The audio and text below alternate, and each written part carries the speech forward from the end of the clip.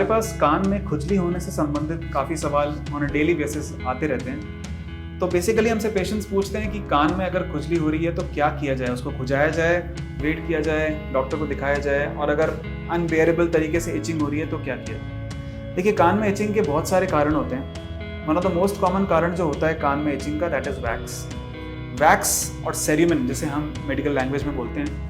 ये एक normal secretion होता है हमारे कान का, जो कि हमारे कान में एक तरह की एपोक्राइन स्वेट ग्लैंड्स होती हैं, उनसे ये चीज़ सिक्रीट होती है। तो वैक्स का एक फंक्शन होता है, वैक्स कान को प्रोटेक्ट करता है, कैनाल को प्रोटेक्ट करता है, और बेसिकली काफ़ी सारी चीज़ों से, वातावरण में पोल्यूशन से और डस्ट से कान को बचाता है। ये एक तरह की कान की चमड़ी होती है। कई लोगों में 400 में से करीब करीब एक आदमी में जो वैक्स का प्रोडक्शन है और जो वैक्स का क्लियरेंस है वो सिंक में नहीं होता, बैलेंस में नहीं होता। तो या तो प्रोडक्शन ज़्यादा होता है और या फिर क्लियरेंस थोड़ा स्लो होता है, तो वैक्स कान के अंदर इकट्ठा होता चला जाता है। ऐसे केस में एक जो कॉमन सिम्टम होता है वो इचिंग का होता है। अब लोग वैक्स निकलवाने की कोशिश भी करते हैं, कई बार क्वैक्स के पास भी जाते हैं। मेरी एडवाइस ये है कि यूजुअली ऐसा ना करें, क्योंकि न तो हम कान के अंदर उतनी बारीकी से देख सकते हैं, बिकॉज हमारे पास एंडोस्कोप्स होते हैं, we have all the cameras so that we can see where exactly the wax is, wax कहाँ पर है,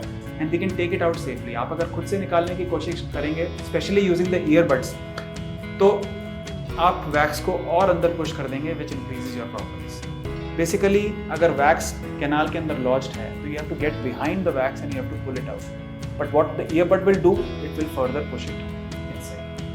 दूसरा बड़ा कारण जो कान में इचिंग का होता है, दैट इज ओटोमाइकोसिस। ओटोमाइकोसिस मतलब कान का फंगल इन्फेक्शन। जैसे वातावरण में किसी भी चीज़ पे फंगस लग जाती है, अचार पे फंगस लग जाती है, रोटी पे फंगस लग जाती है, वैसे ही रेनी सीजन में, स्पेशली बारिशों के सीजन में जब ह्यूमिडिटी ज़्यादा है, मॉइस्चर ज़्यादा, तो कान के अंदर भी फंगल इन्फेक्शन होने के चांसेस हैं। उसका one of the most common symptoms होता है इचिंग। और भी सिम्टम हो सकते हैं, पेन हो सकता है, कान से पानी आ सकता है, but itching is one of the most predominant symptom. ऐसे अगर हम कान को एग्जामिन करेंगे तो we will see black coloured और white coloured colonies of fungus, depending upon what type of fungus it is. उसका ट्रीटमेंट यही है कि आप एक बार ENT सर्जन के पास आएँ और कान की सफाई करें, जिसे हम ऑरल टॉयलेटिंग कहते हैं। एक बार सारी फंगस कान से निकल जाती है, then we give you some antibiotics, we put some antifungal in the ear, and that is the treatment for it. Apart from that, बाकी चीज़ें जो कान में इचिंग कॉज कर सकती हैं, one of the most common is CSOM, that is कान का लंबा चलने वाला infection, chronic otitis media.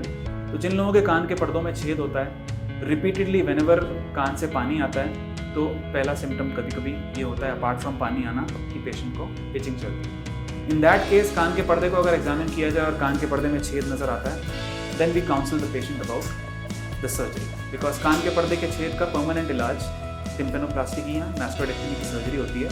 Depending upon the hearing loss and other things, we decide what is the next line.